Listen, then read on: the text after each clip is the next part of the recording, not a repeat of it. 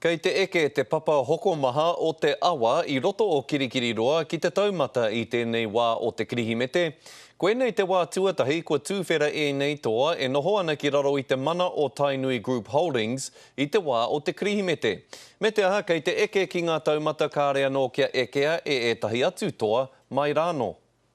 E toru ngā moe kei te toi I mua I te whakatūwhiratanga o ngā taonga hei te ata o te Kirihimete. Hoi anō I tai moata a Kirihimete mo tēnei whare hoko o te awa. Last Thursday we had record numbers. So by comparison we had 26,500 people through Te Awa. By comparison against Boxing Day last year we had 23,500. So we've already broken a record. Te āhua nei kua puta kē ngā hua mai a hana koko ki te umango o Tainui Group Holdings.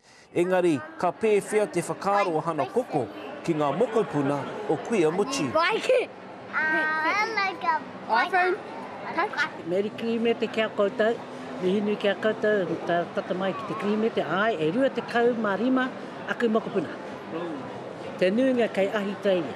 Engari, te toinga kei ko nei rātou, e hokona hau ngā tapu-tapu I roto tēnei te awa.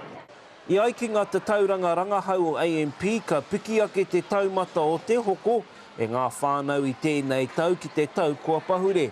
Aha kua te tau mahatanga o te ao ohanga. So we've just had to ask Dad to top up the plastic card. It's been raining like really hard every day and we've noticed that it's brought more people into the mall. Kei te rū o Waikato kei Kirikiri roa te papa hoko maha o te awa.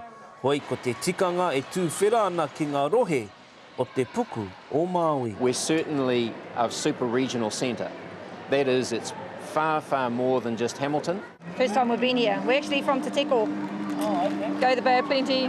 Te āhua nei ahakoa no te whia wāhi o te motu koe. Te āhua nei ka kite e koe o hia I raro I te toa tauhi o te awa. Pōtaka maipi, te karere.